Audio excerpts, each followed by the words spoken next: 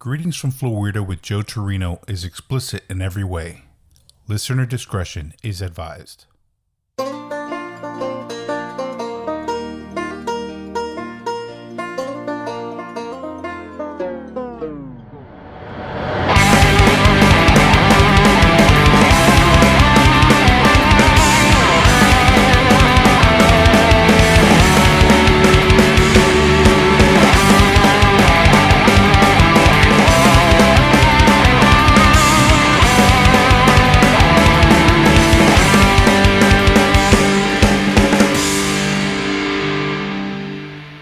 Greetings from Florida, folks. I'm your host, Joe Turino, and this is episode 4.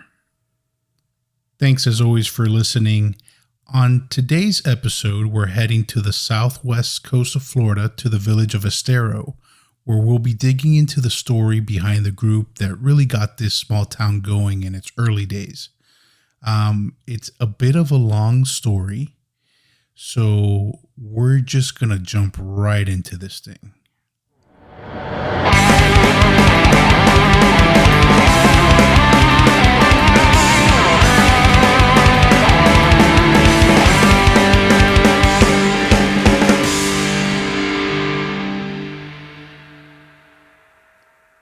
Sandwiched between Naples and Fort Myers along Florida's Gulf Coast, the village of Estero is an area that is steeped in rich history.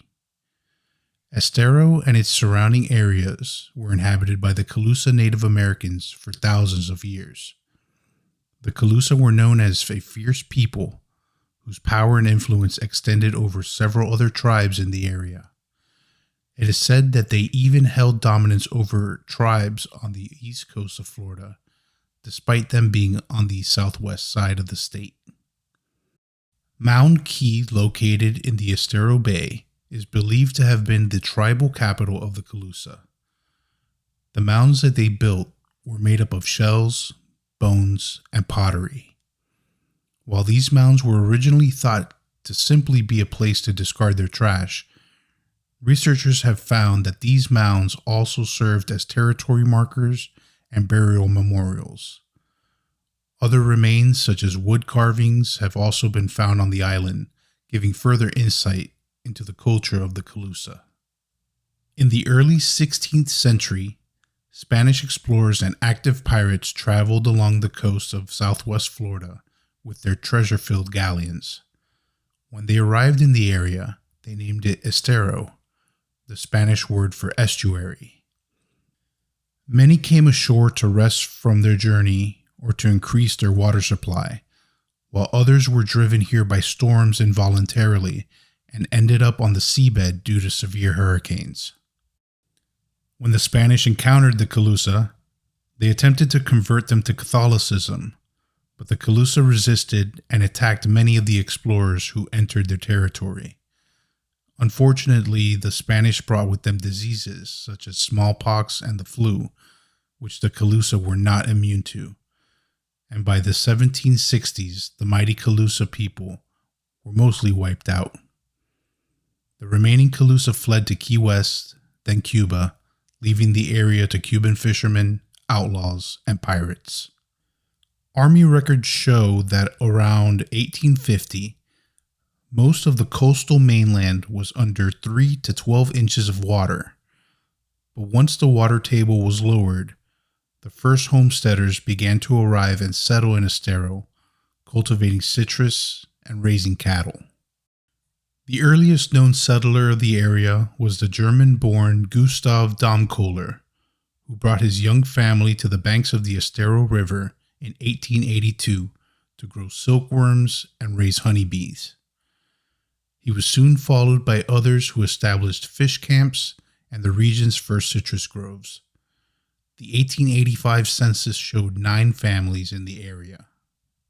Some other notable settlers of the area were Frank and Molly Johnson, who settled on Mound Key in 1891. Their intention was to farm the land, taking advantage of the weather to grow a variety of crops. Molly was half Cherokee and her husband Frank was a farmer by trade, making them both very knowledgeable about farming. But a few years after arriving, Frank left the island, leaving the affairs to be handled by Molly. It was around this time that she began to allow other families to move onto the land, eventually creating a small community of about 8 total families, who she taught to farm and fish, and even how to construct shelters to help them survive the Florida weather. She was also a midwife for the children born on the island. Today, Molly Johnson is remembered as being an instrumental person in the survival of so many settlers who came to the area. But by far the most famous pioneers of the area were the Koreshanity, who relocated to Estero from Chicago, Illinois in 1894 with the dream of creating a utopian community in which to live. The Koreshans, led by their charismatic leader Cyrus Teed, were a communistic, hollow-earther doomsday cult. At its peak, the community that they called the New Jerusalem had over 250 residents living in it, with about another 4,000 followers around the country. It took the Koreshans about 9 years to clear land, construct buildings, plant crops, and develop the infrastructure to support the community. And by the early 1900s, they had acquired nearly 7,500 acres of land, constructed more than 70 buildings, and developed more than a dozen businesses. They even used their success to found their own political party and were able to incorporate the town on September 1st, 1907. And even though the story of the Koreshanity doesn't exactly start in Estero, it sure as shit does end here. So let's get to know Cyrus Teed and learn how the Koreshans came to be and how they literally put the village of Estero on the map.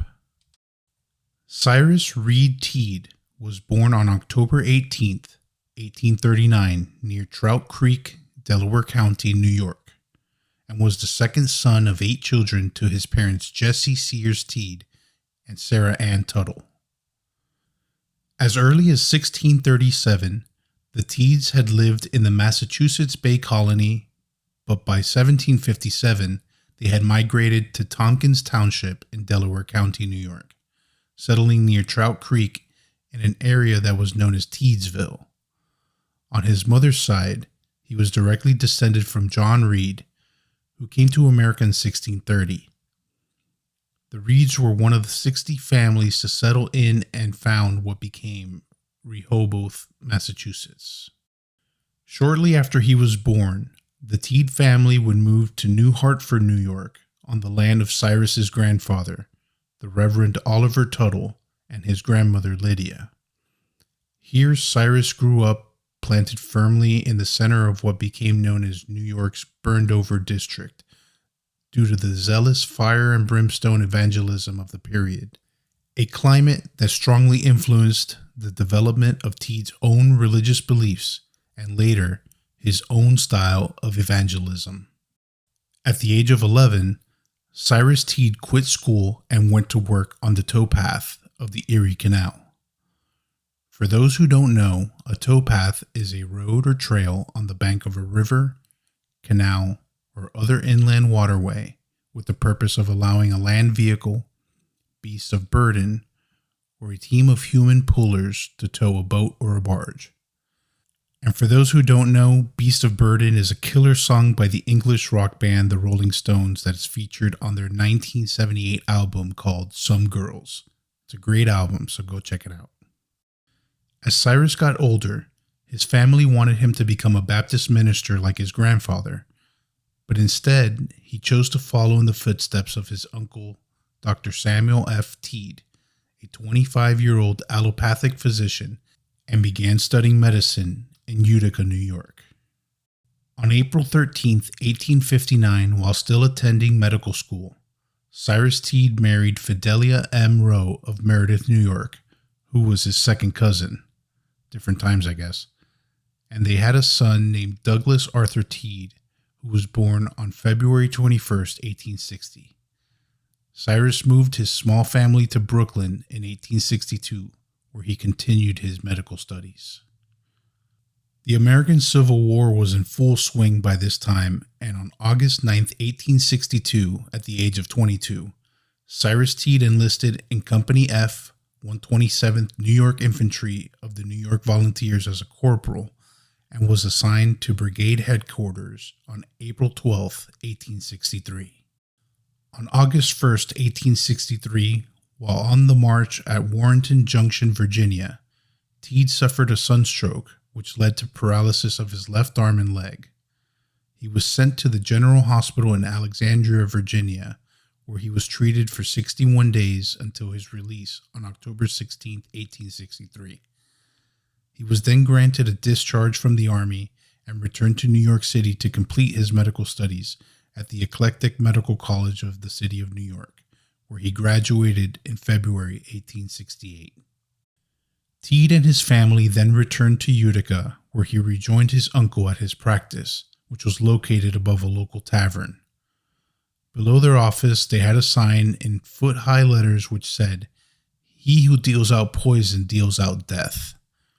The sign was actually referring to the dangerous prescribed drugs of the time, as both Cyrus Teed and his uncle Samuel practiced eclectic medicine, a branch of American medicine during the late 19th and early 20th century that made use of botanical remedies along with other substances and physical therapy practices.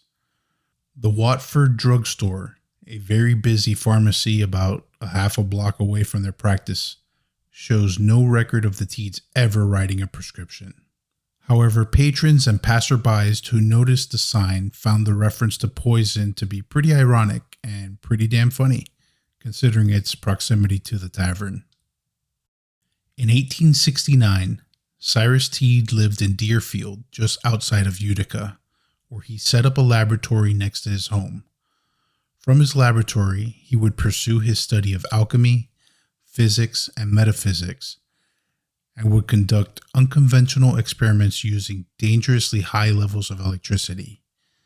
In autumn of this year, Teed had what he would later refer to as his illumination. According to Teed, while working in his laboratory, he discovered the Philosopher's Stone, having turned lead into pure gold. He was conducting an experiment where he was badly shocked and passed out. During his period of unconsciousness, he had a vision in which God, in the form of a beautiful woman, came to him and told him that he was Horus, the son of the Egyptian god Osiris and goddess Isis, the masculine aspect of the Godhead incarnate and the Messiah. He had been sent to earth from the heavens many times through different incarnations in order to redeem humanity, but each time he had strayed from his mission. But this time, in this incarnation, he would be reunited with the feminine aspect of the Godhead, and together they would save the world. God then bade him farewell, and he found himself lying on the floor of his laboratory when he came to. Once he came to accept this vision as more than just a weird dream, Teed vowed to apply his knowledge to redeem humanity as the Messiah using science, and in secret, he began to organize the principles for his new religions, whose beliefs are as follows. 1. God was a hermaphrodite because God had both man and lady bits. 2. Teed was the male form of the Godhead incarnate and the Messiah. He had been Adam, Enoch, Noah, Moses, Elijah, and Jesus in his past incarnations, but this seventh incarnation was to be his last. 3. Men and women are equal. 4. Everyone should be celibate and unmarried, as sex and marriage made women the slaves of men. 5. The end times were upon us, and the new God was coming to destroy our corrupt capitalist society, transform everyone into hermaphrodites, banish death, and usher in a new golden age. 6. The Bible was a true expression of the divine mind, but was written in a symbolic coded way that had to be interpreted by a prophet for mass consumption. 7. Heaven and hell were not real places. They are spiritual conditions that exist inside your mind. After you die, the soul will not be rewarded or punished for eternity, but will be reincarnated in a new physical shell. The only way to break this cycle is to achieve immortality by conquering death itself. And 8, all property should be shared communally, and men and women should live apart, as the early Christians did. Now, I'm not going to lie, T did have maybe 1 or 2 ideas that I could kind of maybe say, all right, that's fine, I guess. If you believe that man was created in God's image, then okay, then, maybe God is a hermaphrodite. I don't know. Equal rights for women? Yeah, totally. Totally behind that. Celibacy? Go fuck yourself. No fucking way. Sorry. But besides all of these principles that I just mentioned, Cyrus Teed was also a hollow earther. That's right. He's one of those. But his theory was not your typical hollow earth theory. Teed believed that the earth is a hollow sphere that contains the entire universe, not a universe, but our universe. And we all live inside it. This is the explanation of Teed's cosmology that he called the cellular cosmogony in his own words. The sun is an invisible electromagnetic battery revolving in the universe's center on a 24-year cycle. Our visible sun is only a reflection, as is the moon, with the stars reflecting off 7 mercurial disks that float in the sphere's center. Inside the Earth, there are 3 separate atmospheres, the first composed of oxygen and nitrogen and closest to the Earth. The second, a hydrogen atmosphere above it. The third, an Aberon atmosphere at the center. The Earth's shell is 100 miles thick and has 17 layers.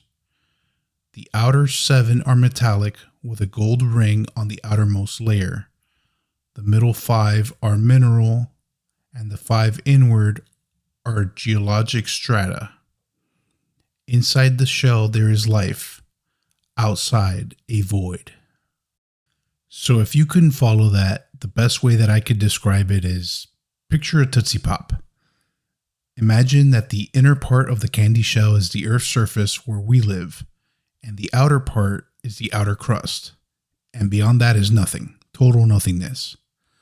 Now imagine the Tootsie Roll center is the sky with the sun, the moon, the stars, and at the center of that Tootsie Roll sky is a battery that spins really fast while the actual candy shell stays still.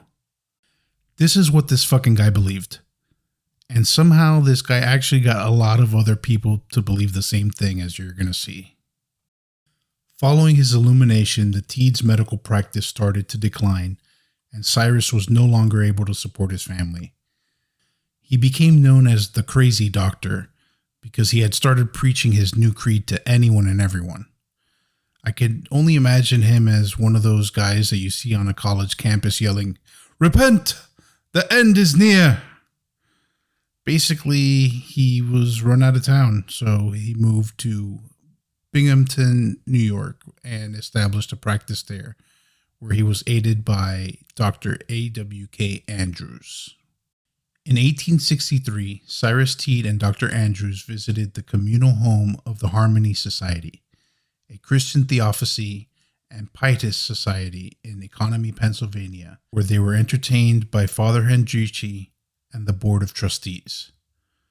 This is where Teed would experience firsthand the everyday workings of a communal society, especially one that followed a model of celibacy. Unfortunately, it was around this time that Mrs. Teed's health began to fail. Between 1874 and 1876, Cyrus Teed practiced medicine in Equinunk, Pennsylvania, but by 1878, he was back home with his parents in Moravia, New York. And between the winter of 1878 and 1879, he had a successful practice at Sandy Creek, which is located between Syracuse and Watertown, except people were slow to pay him.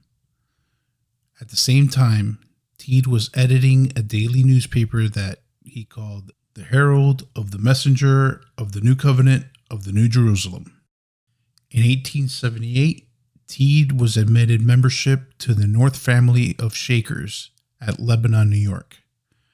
The Shakers are a millenarian restorationist Christian sect that practiced a celibate and communal utopian lifestyle, pacifism, uniform charismatic worship, and equality of the sexes. His contact with the Shakers and the Harmonist ended up laying a foundation for his own communal group. During this time, he also practiced medicine in Binghamton, Trout Creek, Connersville, and Deposit in Delaware County, New York. By August 20th, 1880, Teed was back in Utica, and by the end of the year, he had established a commune out of his parents' home in Moravia. Members of his first group were his mother and father, his sister Zanetta, his sister Emma and her husband Albert E. Norton, his brother Oliver, Mrs. Sarah E. Patterson, Mr. and Mrs. Albert Murtaugh, and Ellen and Ada Deanne. As he was in between jobs at this time, he was hired to help out with the family mop business. Yep, that's right. They sold mops and only mops. Their motto was, if your floor is covered in slop, use your Teed family mop. Unfortunately, after 2 years, the family mop business failed. The communal home was also criticized when Mrs. Ellen M. Woolsey left her husband to join the group. When his father had enough of the commune, Cyrus left Moravia and began practicing medicine in Syracuse. And by this time, his wife was an invalid due to tuberculosis, and she went to stay with her sister in Binghamton. Their son went with her. Cyrus would rarely visit his family and barely bothered to write to them. When Delia finally succumbed to her condition, Douglas was taken in, not by his father or by other relatives, but by a wealthy local widow. Probably the best thing that could have happened to this kid, in my opinion. By 1883, Teed's practice was thriving, and he was joined by his brother Oliver, who had graduated from Philadelphia National Eclectic Medical Association in 1868, and by his sister Emma. Their medical office, the Syracuse Institute of Progressive Medicine, which specialized in electrotherapy for neurasthenia and hysteria, attracted a stream of patients as well as potential converts. Unfortunately, the good times came to an end on August 9, 1884, when he was sued by Mrs. Charles Cobb, who he had been treating for nervous prostration. He was accused of obtaining $25 from her under false pretenses, $5 of which came from Mrs. Cobb's son's piggy bank. Teed answered the suit by saying that he had considered the money a donation towards his commune, and that he would gladly return it instead of facing any criminal charges and ruining his reputation. The money was returned to Mrs. Cobb, and the matter was dropped. However, things were never the same in Syracuse. He soon left for New York City, where he gave a public lecture on August 31st, 1884, titled The Science of Immortal Life, and took residence in a third-floor flat in a communal home with 4 ladies, one being his sister and another his cousin, but that fell apart almost immediately. You see, eclectic medicine had fallen out of favor in the city, and Teed was struggling to find new patients and possible converts. His 4 followers were of no help, as they contributed very little to the commune's finances. They fell behind on rent, and by 1886 he was forced to end his small group. The women moved back upstate, and Teed looked for smaller lodgings in an attempt to start over from scratch. Alright, before we get into what happens next with Cyrus Teed, we're going to pause here for a moment to hear from a couple friends and fellow podcasters, as well as a quick ad. The spooky season is upon us, so it's the perfect time to listen to some creepy-ass ghost stories. And in my opinion, few do it better than Homespun Haints. Ghost stories are always scarier when they're told by the very people who experienced them. Hi, I'm Becky. And I'm Diana. And we're the hosts of the Homespun Haints podcast. We talk to people just like you who've come face to face with ghosts, demons, paints, and other strange paranormal phenomena. All of it makes for a chilling good time. So grab yourself a sweet tea, turn off the lights, and listen to some eerie, true ghost stories on Homespun Haints, wherever you get your podcasts. I'm not scared. Are you? Welcome back to the show, guys. Go do yourself a favor and check out the Homespun Haints podcast if you haven't already. I've been listening to this show for a while now, and it's become one of my favorites. Becky and Diana always have fantastic guests on their show who share firsthand ghostly experiences that are sure to bring a shiver up your spine. And who knows, you may even hear a familiar voice on an episode or two. Just saying. So go listen to them on Spotify, Apple Podcasts, or wherever you listen to podcasts. All right, let's get back into this thing. Teed received an invitation to speak at the 1886 convention of the National Association of Mental Health Science in Chicago by a Mrs. Thankful H. Hale, who had heard him speak in New York. She also sent him money for the trip. The convention was held at the Church of the Redeemer on Washington Boulevard from September 8th through September 13th. Teed spoke on Saturday, and on Sunday, the last day of the convention, he gave a lecture entitled The Brain, which was followed by faith healing, where he successfully cured a woman who couldn't walk. Things finally seemed to be coming together for Teed. He began to attract many new converts, many of whom were well-educated, middle-class women who were sick of the monotony of marriage, and in light of his progress, he made one small change to his dogma. He decided that the date for the second coming may have been a tad premature, so he pushed it back 5 years to 1891, and then later to 1893, and so on and so on. He changed his date a lot. 1890 began with Cyrus Teed looking for a way to expand his community, as it was his dream to unify the many utopian communities of the time into a confederation of celibate societies, and he soon organized a communal home in Chicago. In a very short time, he set up the Guiding Star Publishing House to print his pamphlets and monthly newsletter that would later be called the Flaming Sword, and founded the World College of Life, a school of metaphysics that had been established mostly with members of the Mental Science University.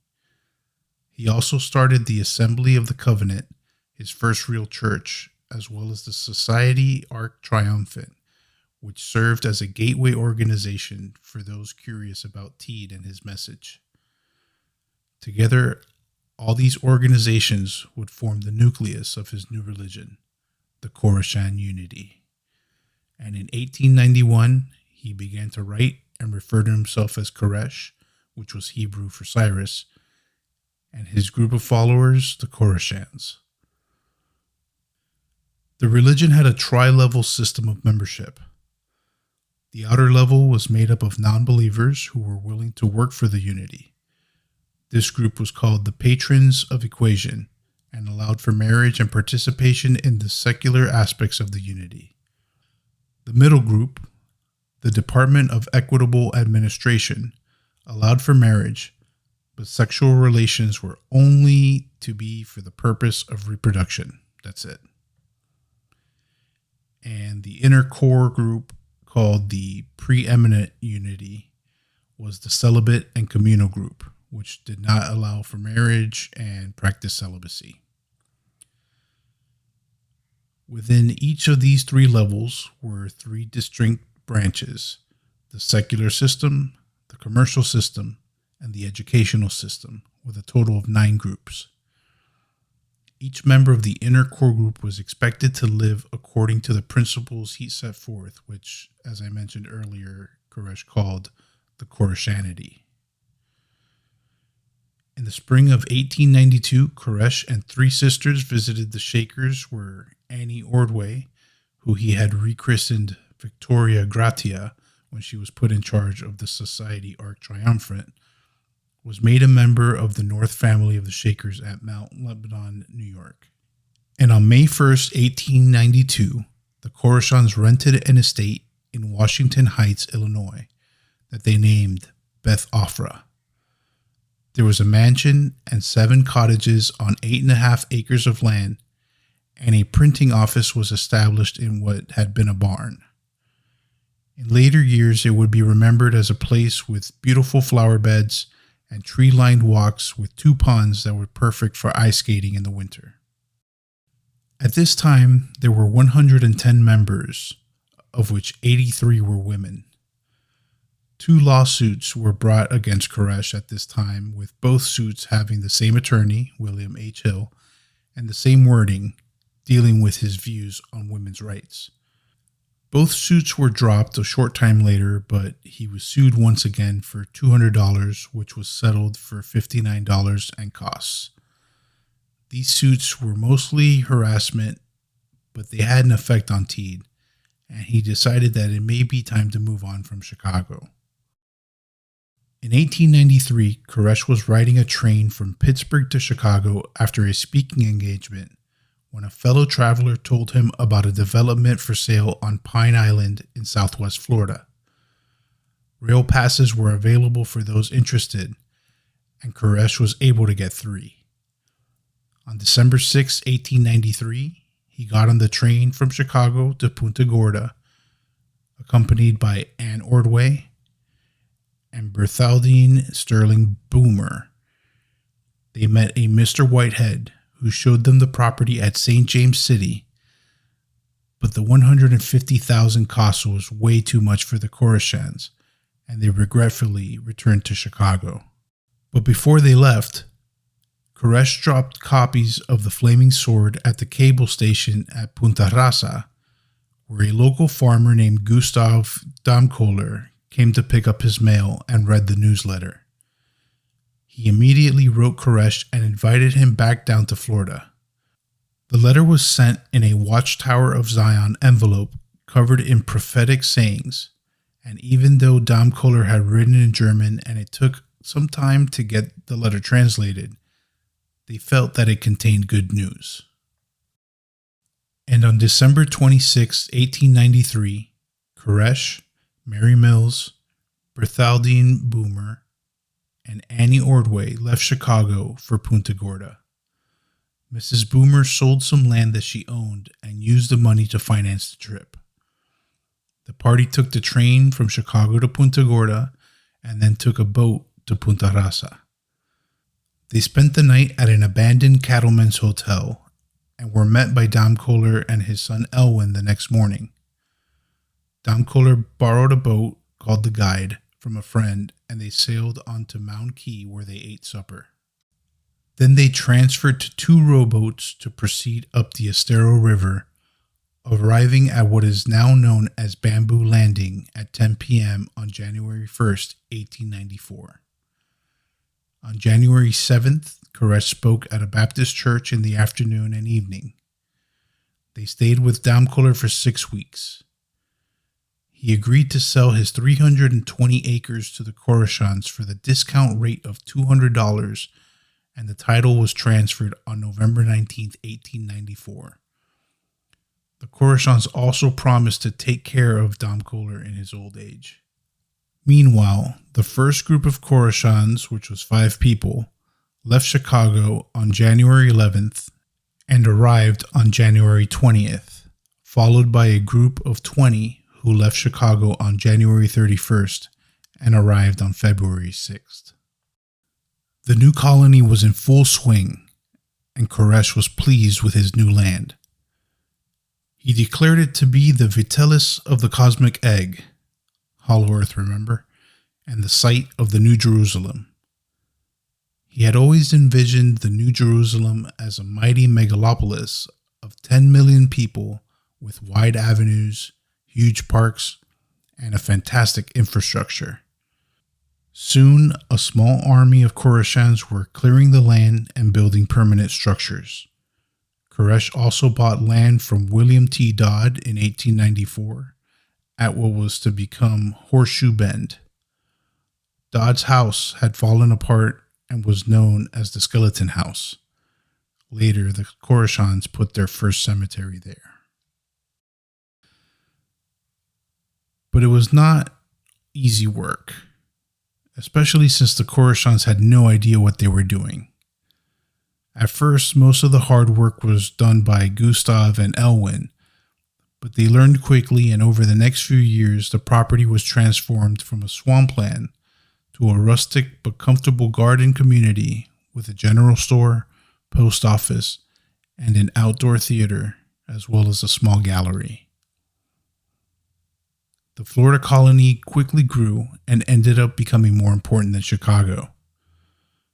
On November 17, 1903, the last Koreshans left Chicago when they lost their lease on Beth Afra, bringing with them 15 train car loads of possessions and equipment.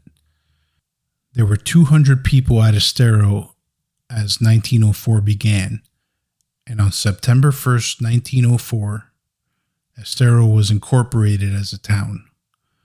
This would allow them to use the state tax money to improve the property, most notably the road and post office.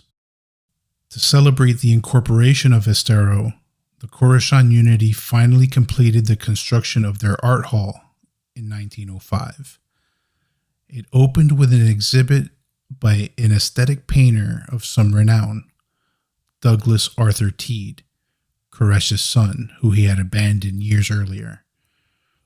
The exhibit was an attempt at a reconciliation between father and son, but it failed miserably. Koresh told Douglas that he would purchase some of the paintings for $7,500, but never actually paid for them. Douglas tried negotiating with Koresh, offering to take less than half that amount, or an equal value worth of goods and services, but in the end, he was forced to sue his own father to get paid. The two never saw or spoke to each other again. Between 1894 and 1908, the Koreshans acquired 5,736 acres of land at a cost of $3,310, and the businesses they started at Estero included the utilities and electrical works, the sculpture and concrete works, the tin works, a mattress making shop, a hat and basket weaving shop, a shoe shop, a blacksmith shop, print shop, laundry, dining hall, sawmill, and boatworks. They also later bought a furniture plant in Bristol, Tennessee in 1906 for $75,000 and were even negotiating with the government of Honduras for a grant of 200,000 acres of land for further colonization. They bought the San Carlos Hotel in St. James City as a possible site for the World College of Life. However, it burned down in July 26, 1905, while it was being remodeled. Even the land on Mound Key was bought from Frank and Molly Johnson. Political problems soon arose when the Koreshans felt that they weren't getting their fair share of the road taxes, and they ran a slate of candidates under the Progressive Political Party in the election of 1906, but they were prevented from running in the Democratic primary because they had voted for Teddy Roosevelt, a Republican, in the 1904 election. They started their own weekly newspaper, the American Eagle, devoted entirely to attacking their one-time ally Philip Isaacs and the Democratic Party. They ran boisterous rallies all across Lee County, backed up by a thunderous brass band. About 6 weeks before the election, a man named W.W. Piling arrived in Fort Myers to join the commune, but no one was there to meet him at the train station. He spent the night in a local hotel owned by a man known as Colonel Sellers. The next morning, someone from Estero called asking for Piling and was told by Mrs. Sellers that he wasn't there. Mrs. Sellers simply meant that he had stepped out for a moment, but the caller thought her response meant that Piling hadn't arrived at all. When Piling returned, Mrs. Sellers called Estero to let them know that he was back, and the voice on the other end of the line sounded confused and asked, "I thought you said no one of that name was stopping there." 2 weeks later, W. Ross Wallace, the progressive liberal candidate for county commissioner, saw Colonel Sellers on the street and approached him to say hello. The colonel then accused Wallace of calling his wife a liar and started to beat the shit out of him. Wallace ran to the mayor and begged for help, but unsurprisingly, the mayor, a Democrat, turned him away. Wallace then fled town until Sellers could calm down. A few days later, Wallace arranged a meeting with Sellers to explain what had happened and apologize for any offense he took for the misunderstanding. He also had the local marshal, S.W. Sanchez, go with him to mediate. As the three men conversed in front of Gillum's grocery, Koresh noticed them and decided to butt into the already heated conversation. This turned out to be a bad move, as Koresh attempted to play a peacemaker. He inadvertently called Sellers a liar. The colonel flipped out and started pummeling Koresh. Marshal Sanchez only intervened when a knife was pulled. Koresh's bodyguard, a young boxer named Richard Jench, arrived on the scene with a group of young Koreshans, and they began to fight their way through the crowd, knocking Sellers and Sanchez to the ground. At this point, it became a crazy brawl, which only ended when the Koreshans were beaten senseless. Once they were subdued, Marshal Sanchez slapped the glasses off Koresh's face, accused the Koreshans of throwing the first punch, and then threw them all in jail. Koresh posted a $10 bond and decided to skip his court appearance the following Monday. Soon after, the Progressive Liberal Party was soundly defeated on Election Day, and Philip Isaacs celebrated by revoking Estero's Articles of Incorporation. And things only continued to go south from there. Because of the savage beating that he endured, Koresh was in constant pain, and soon he became confined to a wheelchair. For over a year he was confined to the commune, and his condition was hidden from the Koreshans who lived outside of Estero.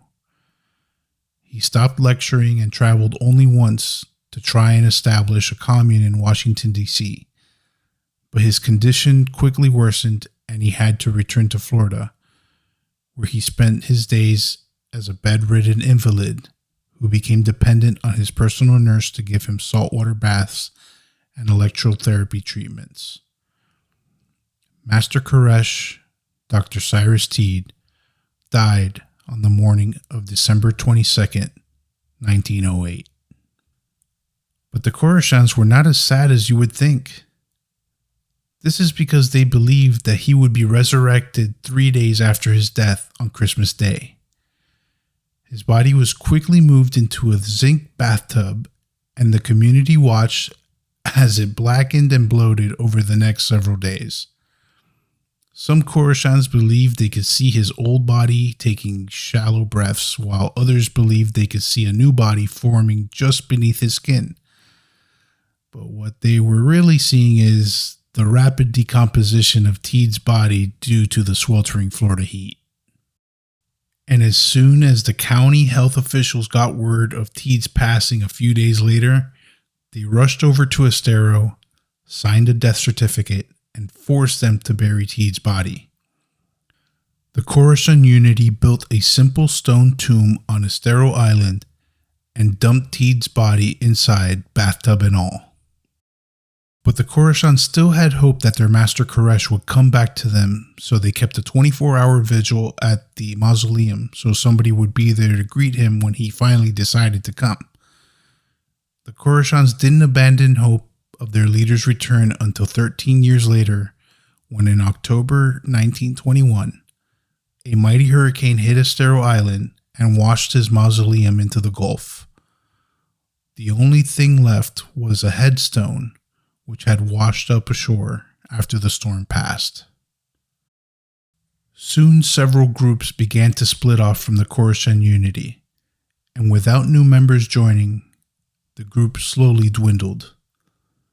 The group continued to publish The Flaming Sword until the printing press burned down in 1949, and by 1956 there were only 5 members remaining.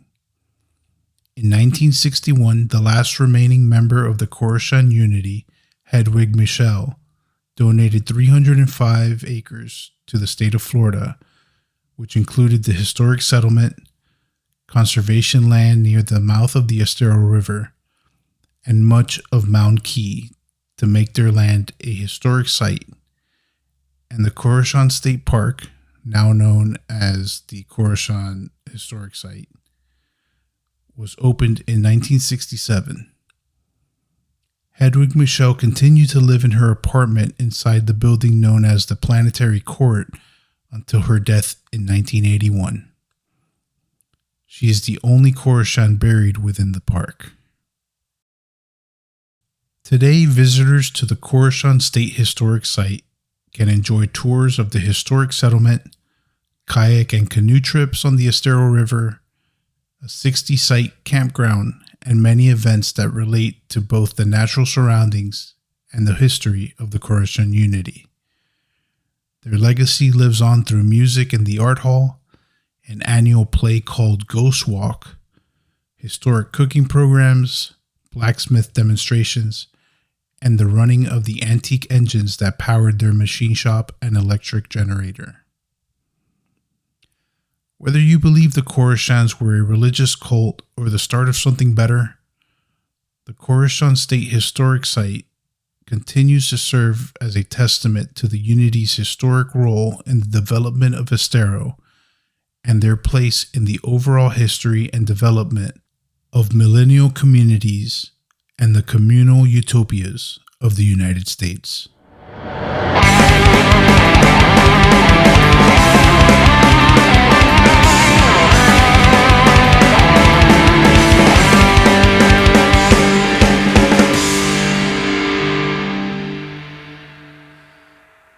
And that does it for episode 4. Thank you for listening to this episode, and please remember to subscribe to the show wherever you listen to podcasts. If you're enjoying the show, the best way to show your support is to rate and leave a review, as it really helps others find the show on the various streaming platforms. You can also show your support by sharing the show with your family, friends, and coworkers. Go follow the show on Instagram at FloridaPod, where I will be posting photos to go along with each episode. You can also join the new Facebook group and Facebook page, where you and other listeners can discuss previous episodes, get show-related announcements, and suggest future topics that you want covered.